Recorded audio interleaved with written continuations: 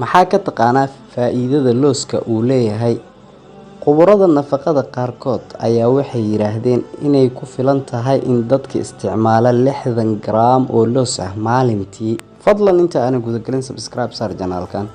Gabalaalkana furo si aad u noqoto qofka ugu horeeya ee daawada muuqaal walba ee aynu soo gelino YouTube-ka.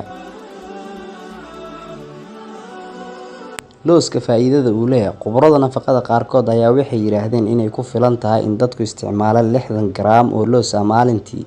Waxay sidoo kale ay sheegtay khubaradani in cunista loosku uu ka ilaalinayo jirka qofka inuu haleelo xanuunka macaanka diabetiska, cudurrada wadnaha iyo kuwa ku dhaca halbowlayaasha wareegga dhiigga iyo waliba kor u kaca xanuunka kolestaroolka. Miraha looska ayaa waxaa la aaminsan yahay inay yihiin waxyaabaha bini'aadamka cuno kuwa ugu faa'iidada badan xagga caafimaadka bini'aadamka. Bini'aadamka ayaa waxay geedkani ogaadeen 4000 sano ka hor xilli hadda laga joogo, isaga oo laga helay deegaanada ku teedsan xeebaha Mediterranean-ka ee ku yaala Italy, Spain, Morocco iyo Bariga Dhexe. Dadowgii hore ee deganaa meelahan ayaa ku tiirsanaa cunista looska, isaga oo cunno dhameystiran u ah sababtoo ah waa cunno qani ugu ah borotiin. 19 borotiinka ku jira looska ayaa la sheegay boqolkiiba, sababtoo ah waxa uu keenaa dareen dhereg ah.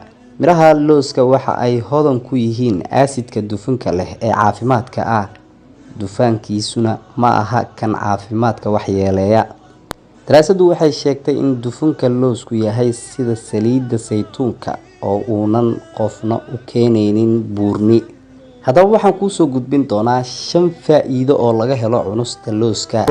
Looska waxaa laga helaa vitamin E, waxa uu daawo u yahay finanka wajiga ka soo baxa, finanka maqaarka, iyo cunista looska waxa uu jirka ka helayaa vitamin E. 2. Looska waxa uu ka hortagaa duqnimada iyo wehesiga.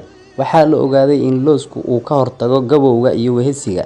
Waxa uu baabi'iyaa laalaabka hindhaha hoostooda. 3. Cunista looska waxa uu u roon yahay qalbiga. Dadka qalbiga xanuunka qaba waxa uu roon inay cunaan looska. Loosku waxa uu ka hortagaa in jirka galo dufinta. Waxaa laga helaa vitamin E. 4. Looska waxa uu soo celiyaa xasuusta iyo awoodda jirka. Haddii aad xasuus yar tahay, waxaa daawo ku ah looska. Cuntada ku jirta looska waxa uu u daawo yahay dadka xasuustoodu yar tahay. 5. Dufinta jirka oo laga takhaluso. Sida la xaqiijiyay in looska macdanta ku jirto ay faa'iido u leedahay in dadka ka celiso cunista waxyaabaha sokorta ku badan tahay. Waxa kale oo ay hoos u dhigtaa oo ay ka takhalustaa dufinta iyo cadiinta. Haddaba waxaa intaa ku eg faa'iidada loosku u leeyahay jirka iyo qofka shakhsiyadiisa iyo maskax ahaan markii la fiiriyo.